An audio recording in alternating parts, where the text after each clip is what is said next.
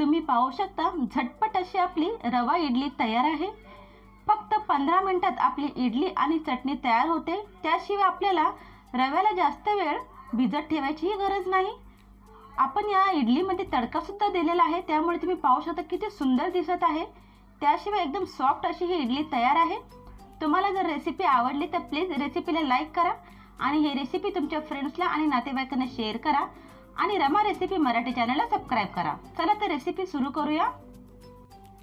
रवा इडली बनवण्यासाठी आपण बारीक रवा घेतलेला आहे 1 वाटी। रवा व्यवस्थित साफ करून घ्यायचा आहे। जितका आपण रवा घेतलेला आहे तितकंच आपल्याला दही घ्यायचं आहे।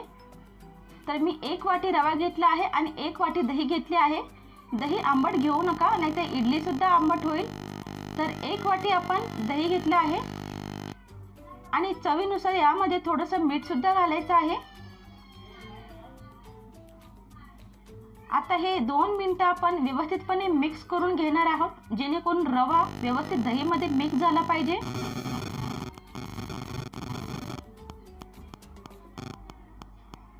तांदळाच्या जेव्हा आपण इडल्या करतो तेव्हा आपल्याला पूर्ण 1 दिवस तांदूळ भिजत ठेवावे लागतात आणि ते वाटावे सुद्धा लागतात। पण ही रवा इडली जेव्हा आपण बनवतो तेव्हा तिला जास्त वेळ भिजत ठेवायची गरज नाही, पटकन झटपट होते।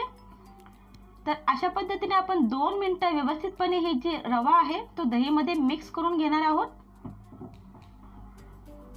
तर तुम्ही पाहू शकता व्यवस्थितपणे आपण हा रवा मिक्स करून घेतला आहे। अजिबात यामध्ये गुठळ्या नाहीत। यामध्ये आपल्याला आता सध्या पाणी टाकायचे नाही, हे असेच आपल्याला ठेवायचे आहे। पाणी आपण नंतर टाकणार आहोत। तर आता आपण याच्यावरती झाकून ठेवूया। अर्धा तास तरी तुम्हाला हे झाकून ठेवायचं आहे। जर तुमच्याकडे जास्त वेळ असेल तर तुम्ही 1 तास तरी हा रवा झाकून ठेवला तरीही चालेल। तर इथे अर्धा तास झालेला आहे आणि तुम्ही पाहू शकता रवा छानपैकी फुलला आहे। त्याशिवाय हा रवा घट्ट सुद्धा झालेला आहे। तर इतक्या घट्ट रव्याचे आपण या मिश्रणाचे इडल्या करू शकत नाही। इथे आपण आता यामध्ये थोडंसं पाणी घालणार आहोत। पाणी घालताना थोडे थोडे पाणी घालून मिश्रण मिक्स करून घ्यायचे आहे। एकदमच जास्त पाणी घालायचे नाही, तर मिश्रण नाहीतर जास्त पातळ होऊ शकते। इथे तुम्ही पाहू शकता मी व्यवस्थितपणे मिश्रणामध्ये पाणी घातलं होतं आणि हे मिश्रण पाहू शकता अशा पद्धतीचं आपल्याला हे मिश्रण पाहिजे। मी यामध्ये पाव कप पाणी टाकलेलं आहे आणि त्यानंतर मिश्रण मिक्स करून घेतलेलं आहे। जर तुम्हाला साधी रवा इडली करायची आहे तर आपलं हे मिश्रण तयार आहे, पण मी याच्यामध्ये एक तडका देणार आहे। त्या तडक्यामुळे इडली छान दिसते। तर तडका देण्यासाठी इथे मी तडका पॅनमध्ये 2 चम्मच तेल गरम केलेलं आहे। तेल गरम झाले की यामध्ये आपण 1 चम्मच मोहरी घालणार आहोत। मोहरी अजिबात कच्ची राहिली नाही पाहिजे, चांगली फुटली पाहिजे, नाहीतर ती कचकच लागेल। तर तुम्ही पाहू शकता मोहरी छानपैकी फुटली आहे। आता यामध्ये आपण 1 चम्मच जिरे घालूया। तडक्यामध्ये लागणारे साहित्य तुम्ही तुमच्या आवडीनुसार कोणतेही घालू शकता। तर मी इथे तडका आज डाळीचा देणार आहे। तर 2 चम्मच मी चण्याची डाळ घेतली आहे आणि 2 चम्मच सफेद उडदाची डाळ घेतली आहे, ती सुद्धा आपण याची फोडणी करूया। तुम्ही डाळीऐवजी काजूचा सुद्धा तडका देऊ शकता। काजूचे थोडे थोडे काप करू शकता आणि ते तुम्ही तडक्यामध्ये घालू शकता। आता ही आपण डाळ कच्चीच घातलेली आहे, त्याच्यामुळे ती तेलामध्ये छान परतून घ्यायला पाहिजे, नाहीतर जेव्हा तुम्ही इडली खाल तेव्हा ती कचकच लागेल कच्ची असल्यामुळे। पण आपण तिला तेलामध्ये छानपैकी फ्राय करून घेणार आहोत। तर याच्यामध्ये मी कढीपत्ता घालणार आहे, पण कढीपत्ता मी यामध्ये स्वच्छ धुवून आणि त्याच्यानंतर बारीक कापून घालणार आहे। कढीपत्ता जर अख्खाच टाकला तर कोणी खात नाही, तो काढून टाकतात, त्यामुळे मी कढीपत्ता बारीक कापून यामध्ये घातलेला आहे। स्लो गॅसवरती आपण छानपैकी ही डाळ भाजून घेणार आहोत। मी इडली बरोबर खाण्यासाठी चटणी करणार आहे, त्यामुळे मी यामध्ये हिरवी मिरची घातली नाही। जर तुम्हाला इडली तिखट हवी असेल तर तुम्ही हिरवी मिरची बारीक कापून सुद्धा यामध्ये घालू शकता। तर पाहू शकता डाळ छानपैकी आपली भाजली गेलेली आहे। आता आपण गॅस बंद करूया। हा तडका आता आपण या रव्याच्या मिश्रणामध्ये घालणार आहोत। तर पूर्ण तेल मी यामध्ये घालणार नाही, तर जो तडका आहे तोच फक्त तेलातून काढून यामध्ये घालत आहे। तर पूर्ण तडका जो आपण केला होता तो रव्याच्या मिश्रणामध्ये आता मिक्स करूया।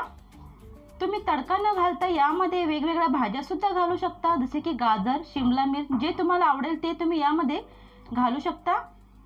ते इथे तुम्ही पाहू शकता आपण व्यवस्थितपणे सर्व मिश्रण मिक्स केले आहे।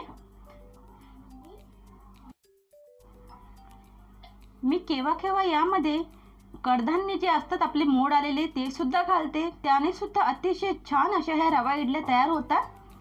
तर व्यवस्थितपणे ही आपण जे तडका आहे यामध्ये मिक्स केलेला आहे। आता यामध्ये आपल्याला खाण्याचा सोडा मिक्स करायचा आहे, पण त्या अगोदर आपण इडलीचं भांडं गॅसवरती ठेवलेलं आहे, त्यामध्ये मी 1.5 ग्लास पाणी घालणार आहे।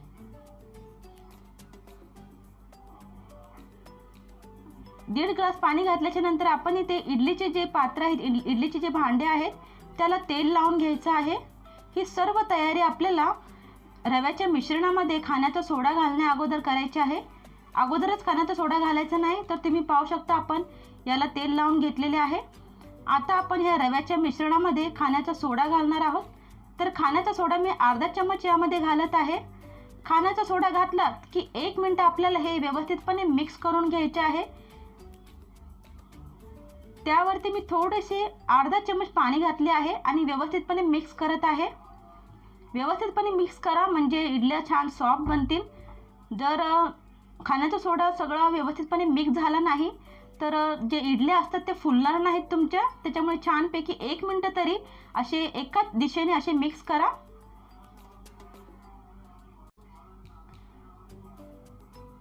तर तुम्ही पाहू शकता मी छानपैकी हे सर्व मिश्रण मिक्स केले आहे। अशा पद्धतीचं आपलं हे मिश्रण तयार पाहिजे। मिश्रण छान फुलले सुद्धा आहे। आता पटापट आपण जे इडलीच्या भांड्याने तेल लावलं होतं त्यामध्ये हे मिश्रण घालून घेऊया।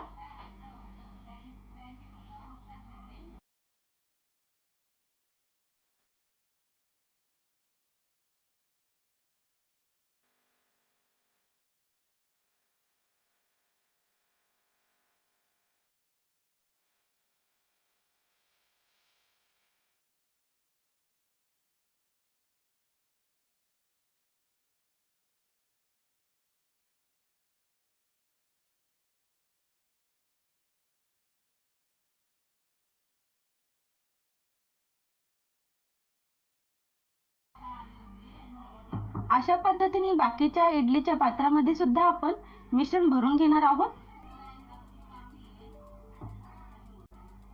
इडली कुकर मधील पाणी गरम झालेले आहे आणि आपण पटापट त्यामध्ये हे जे इडली पात्र आहेत ते ठेवूया, इडलीच्या प्लेटी ठेवूया।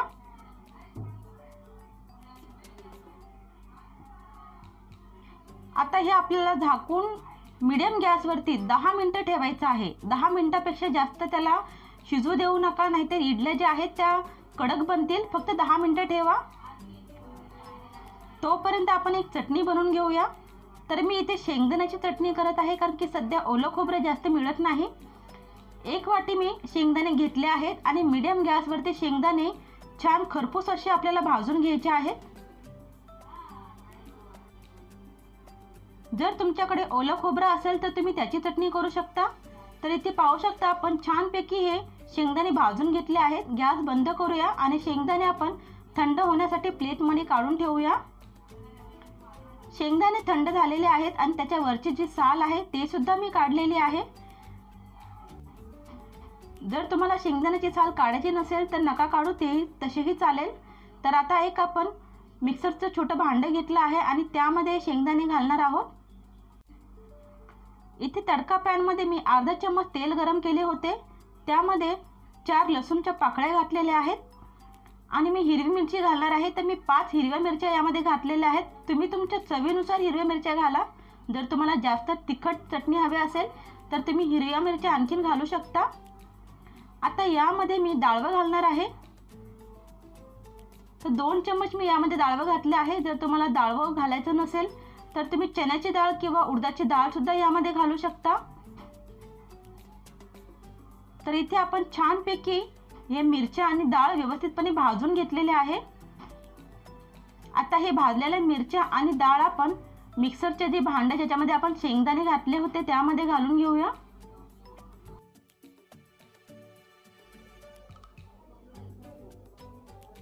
झटपट अशी ही चटणी आहे. आपल्या इडल्या बनेपर्यंत आपली चटणी ही तयार होते. 1 चम्मच मी यामध्ये दही घातले आहे. जर तुमच्याकडे दही नसेल तर तुम्ही लिंबू सुद्धा यामध्ये पिळू शकता किंवा थोडीशी चिंच सुद्धा घालू शकता. चवीनुसार मीठ घातले आहे आणि थोडीशी मी यामध्ये साखर घातलेली आहे. आता थोडे थोडे आपण यामध्ये पाणी घालायचे आहे आणि चटणी मिक्सरमध्ये छान बारीक अशी आपण वाटून घेणार आहोत.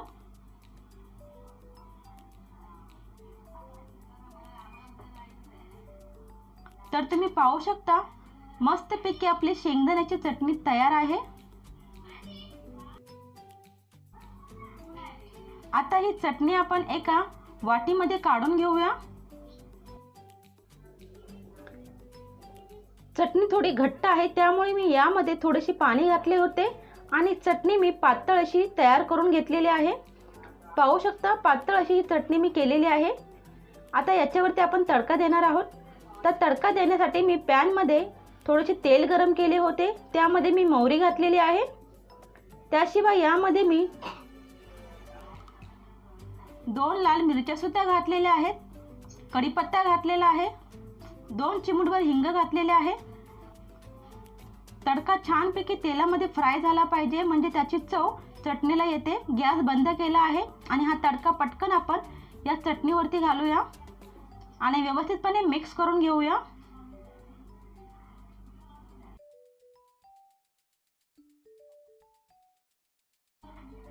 अशा पद्धतीने आपली शेंगदाण्याची चटणी सुद्धा तयार आहे.